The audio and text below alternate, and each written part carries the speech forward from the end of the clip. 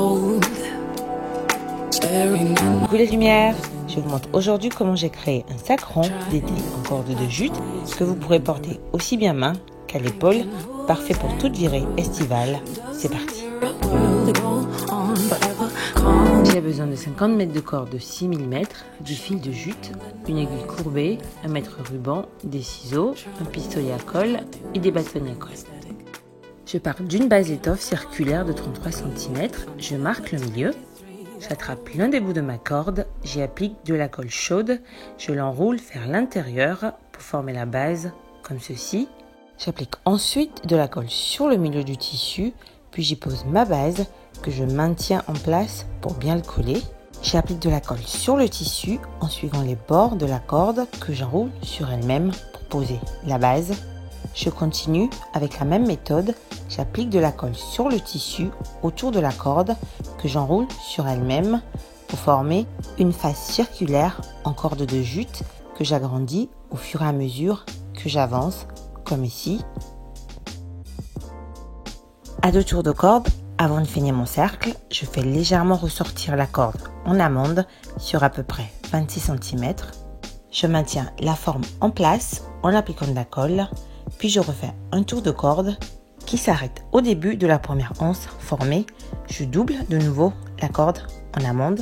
Je colle pour maintenir en place, puis je finis mon tour de cercle vers le bas en coupant et en collant le bout restant. Je crée ainsi un deuxième cercle que voici.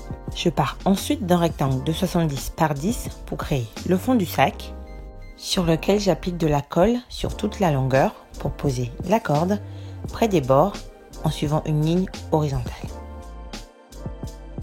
Je remplis la surface du rectangle en longueur en courbant les extrémités.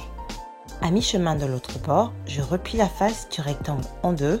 J'étire la corde pour former l'anse bandoulière sur environ 35 cm comme ici. Je colle pour maintenir l'anse en place, puis je crée une nouvelle ligne de corde sur la surface du rectangle jusqu'à hauteur de la première anse que je double comme ici. Je retourne le rectangle sur l'autre face pour finir de poser l'anse bandoulière.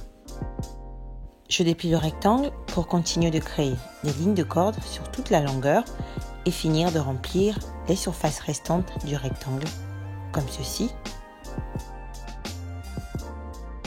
J'enfile ensuite du fil de jute dans l'aiguille que je prends soin de bien nouer sur l'extrémité pour commencer à assembler le fond du sac à l'une des faces.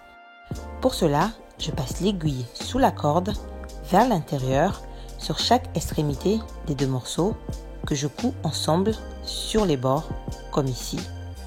Je continue de coudre les deux morceaux en glissant l'aiguille sous la corde puis vers l'intérieur pour créer une couture qui sera presque invisible sur l'extérieur du sac, comme ici. En fin de fil, je fais un nœud, je réenfile mon aiguille, puis je continue de finir de coudre les bords des morceaux du sac, comme ici. J'arrive à ce résultat avec une couture presque invisible sur l'extérieur du sac, comme ici.